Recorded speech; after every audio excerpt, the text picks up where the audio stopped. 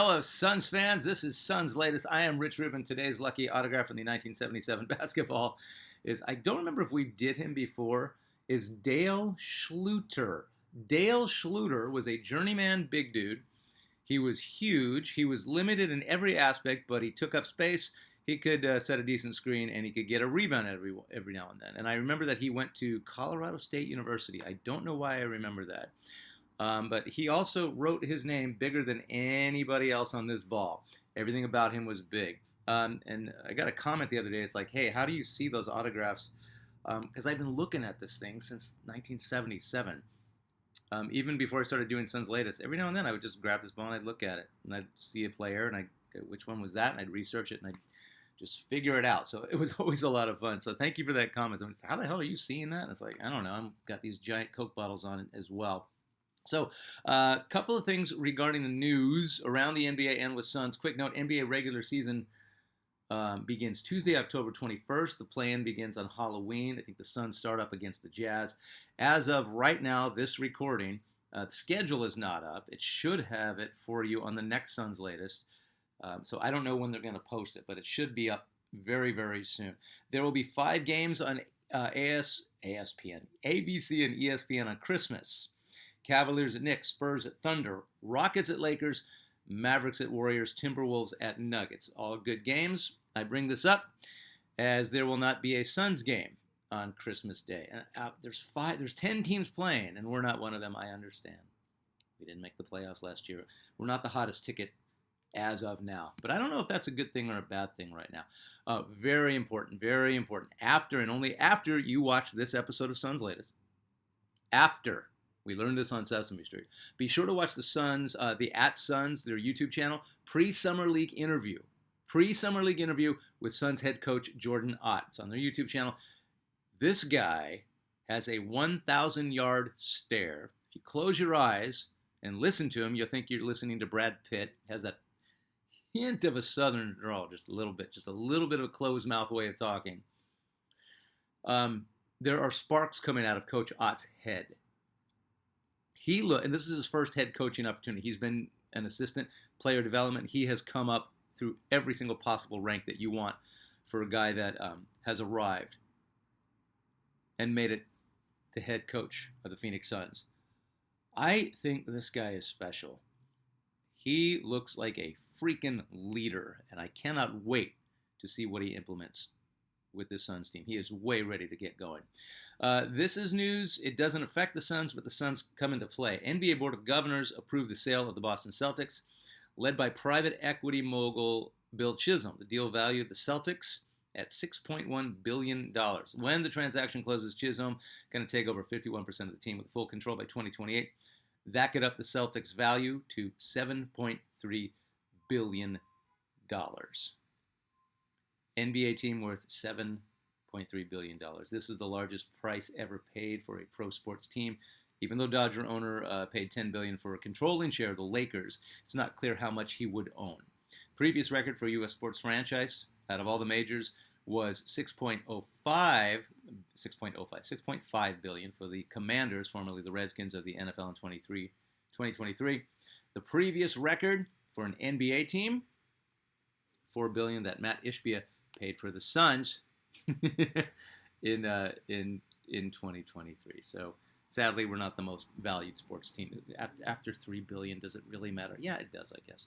All righty, moving on. We're going to go down all the assistant coaches because it's just such a huge overhaul with the assistant coaches along with new head coach Jordan Ott. We did the Junkyard Dog, Damari Carroll, the other day. Assistant coach Jesse Mermis.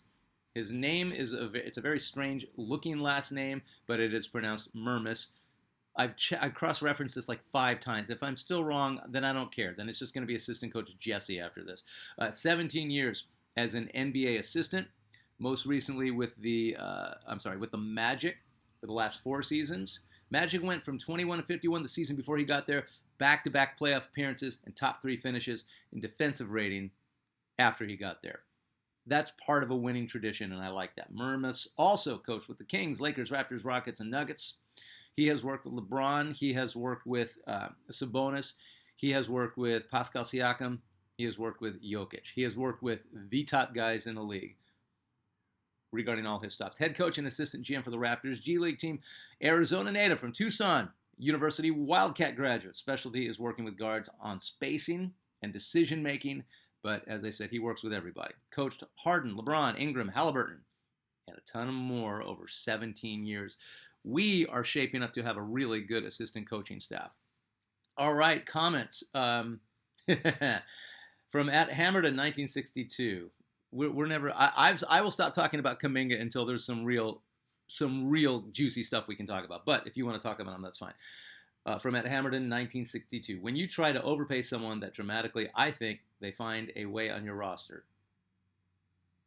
Bummer, I'm not a Jonathan Kuminga fan. Oh, okay. Trying to visualize Trae Young and Devin Booker fighting over screens, and I can't help but giggle a little. Yeah, my interest in JK is waning. No rush to get him if they still want him. Trae Young and Devin Booker in the backcourt, that's a pretty explosive backcourt. That's one where I would sort of be okay with both of them not being elite defenders, because who are you going to guard? It was the same thing with Chris Paul. Chris Paul could hit shots, so it was like, who are you going to guard? Chris Paul's a better distributor than Trae Young. Trae Young, if buying into the system, could be a phenomenal distribute first, shoot later point guard. I really do believe that. He is a huge liability on defense. Also at Hammered in 1962, if I were Golden State, had an opportunity to hang that contract on a division foe, my asking price would drop significantly. They offered Kuminga, 45, and the Suns doubled the offer, and Kuminga said no to both. I think Kuminga knows something that we don't, or he's an idiot, or his camp is an idiot. Maybe he is really good and we don't know it. Maybe he's not. Maybe. At Curious Minds 2525, loyal Suns latest follower and listener and watcher, and thank you ahead of time. Suns might be patient in going after a quality point guard just because they may not be sure what type they need while trying to identify the team's need. We need a pass first point guard who can play defense and hit a three. That's what we need. Do they want a smallish guard who can slice and slash amongst the trees like Trae? Or do they want a tallish type guard that can play outside over people like Giddey? Ding, ding, ding. Or do they get a mid-sized guards that can do both? I don't know. I will not know until I see this team on the floor. I would like 10 years ago Chris Paul back on the team. That's what I would like. Thank you for that. At 25, Purple Passion. Hell of a name, hell of a handle. If you're worried about rankings and who is the best, is a fool's quest. If Suns want respect, win. Win solves all doubts. Oh, he's talking about a few Suns latest ago. I mentioned that Devin Booker wasn't ranked as a top 10 Western Conference player, and it bothered me. I'm not worried about it, but it did bother me. But you're right. If the Suns win, then all the disrespect goes away.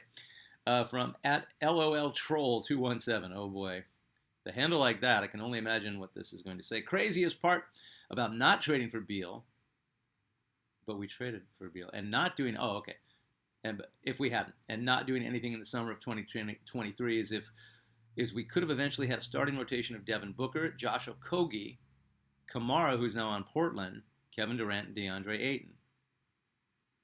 Lots of Suns fans feel kind of meh about Okogie. I never did. I liked him. But that would have been two elite point of attack defenders who can rebound, who can shoot, surrounding Booker and KD with a lazy but competent center. Boy, did you nail Ayton. Lazy but competent. I think D. Ayton has one of the lowest basketball IQs of anybody in the game. I always like Josh Okogie. He is listed at 6'4". Why did Okogie always look smaller than 6'4"? He always looked like he was 6'2", maybe. But think about Okogie with how he could shoot. Wasn't great, but he could hit a three when you needed it. How he drove to the basket and dunked in everybody's face. Think of Okogie was like 6'7" or 6'8". He wouldn't have slowed down. Guy was a bulldog. I think he'd at minimum be all NBA defense. I really do believe that. I always liked Okogie. I get it. Look, we're never going to get over Beal, who I said I wouldn't talk about anymore, but you bring up a good point. That's not a bad starting lineup. Booker and KD, after KD came back from his injury after last year, they weren't working together. They could not get in sync. They didn't. KD had no problem doing everything. As I said, Booker deferred to him way too much. At Coop Babies 1976, KD has always been the best player on the Suns, not just the last year. Oh, you mean like always the best? No, I don't agree with that. Yes, he wasn't there long enough, and as great as KD is or was for the Suns, and yes, the highest scoring average in history, you can argue that he was the greatest offensive player we've ever had, but not a complete offensive player. Nash was a more complete offensive player It sounds weird, but he was. Nash facilitated so much better than KD ever could. Um, and 50, 40, 90. That's all I'm saying. Monkey touch. Barkley, his MVP season or Nash's incredible run was probably the best player contribution wise. I'm on board with that. As far as a peak guy, while he was on the Suns, I'll take Barkley and Nash ahead of KD. At Metallica, not even close to being true. Coop Baby responds, Metallica, let me guess, it was Booker, the guy that led his team to the 2021 finals, but can't do it again with a super team. Let's be really clear. In name only was Beal, KD, and Booker a super team. That wasn't a super team. You can call it a big three, you can call it whatever the hell you want, but that wasn't a super team. Thank you for your comments, and thank you for subscribing to Suns Latest. I think we're pushing 500 subscribers in a pretty short amount of time, so that's kind of cool, right? I'm into that. Okay, all right, so we're back to the 15. So remember, we did the top 5 plus a 6-man. Excuse me, I did it. It was by position. Now we are doing the Suns' all-time 15, 15 total players allowed on a current roster, 12 active, 3 inactive. So we will now pick the Suns' all-time 15, not by position, not by rank. We're just going to do 15, and then we're going to rank them. Okay, I'll go down the requirements. At least one NBA All-Star selection, at least one All-NBA selection. Multiple first-team selections have a better chance of getting ranking higher, but that's down the road. Have to have won a major award while with the Suns. So even KD and Shaq were MVPs coming into the Suns. Those don't count, even though they were both All-Stars with the Suns. MVP, Rookie of the Year. I didn't even think about it. What about a statistical leader for the league? Suns have never had a scoring leader, never had a rebound leader, but Nash did lead. Well, Nash is already on the list, but like Nash leading the Suns in assists, something like that. All right, so the first two are Devin Booker and Charles Barkley. Who do you think? Somebody is already picking Kevin Durant. Does Kevin Durant make the top 15? I think it's because all-time leading scoring average for a single season, even though he was only there for a little while. But I don't think you can leave Kevin Durant off.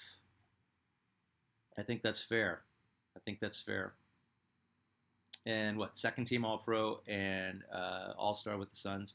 All right, number 3 is Kevin Durant. So we have Devin Booker, Charles Barkley, Kevin Durant. That's 3. 12 more to go to round out the 15, and then we're going to rank them. Appreciate you watching Suns Latest. I am Rich Rubin. We will do this again really soon. Bye.